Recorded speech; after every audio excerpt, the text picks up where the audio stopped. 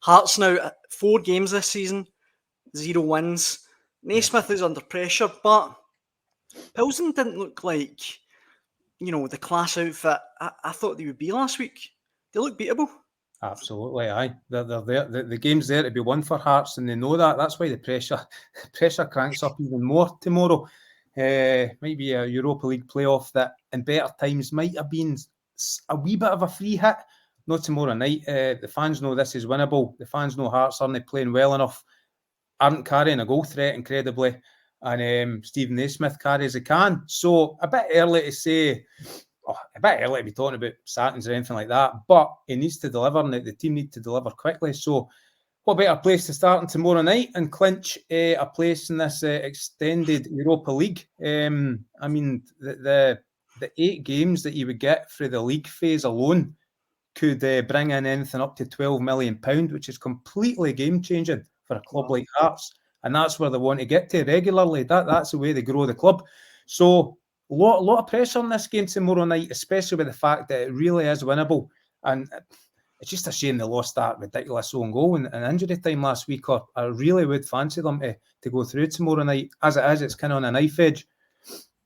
I still fancy them to go through, Scott. I mean, as Fraser says, it was a sucker punch in the last minute, but Plzen, I don't know, I fancy Hearts.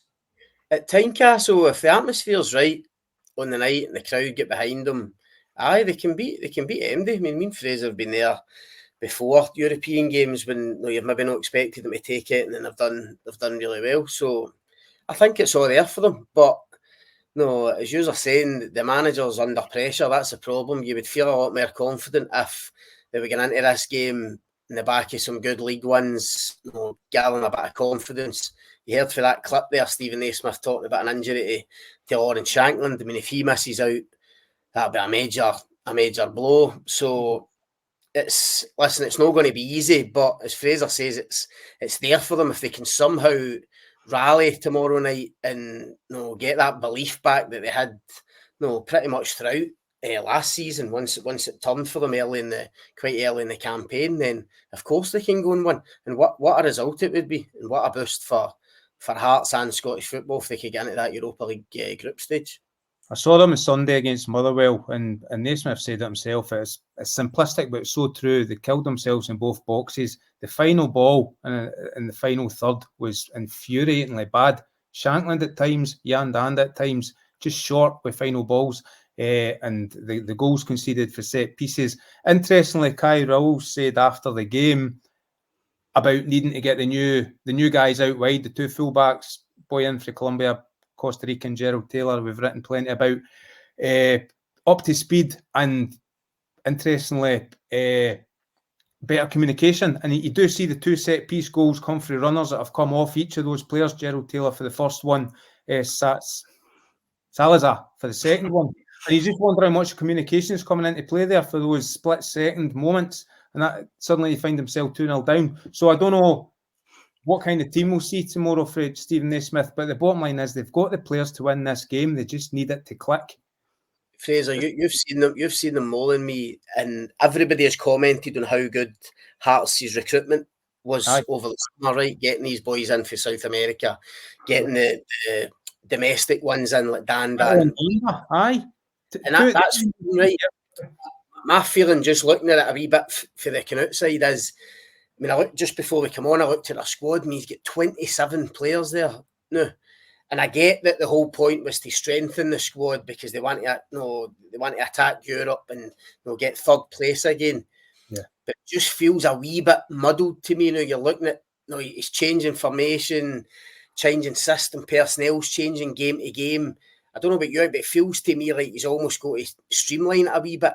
Get his best team on the park, get them 3-4 games on the trot, functioning properly. And I think if that happens, then they'll start to kick on. Always believe that, Scott. Always believe that. I think Ryan Stevenson said that earlier in the summer as well, that it's all right strengthening, bringing in all these new boys, but if you've got too big a squad, it can poison the dressing room. Have bad apples there. Beyond all that, as you say, Naismith needs to know his strongest 11 and stick with it. So it's only fair for the players to get used to each other, get a feel for each other, for the new boys to get used to the system. there has been a lot of chopping and changing. George Grant, for instance, excellent last Thursday over in Czech, didn't even get a minute at Motherwell on Sunday.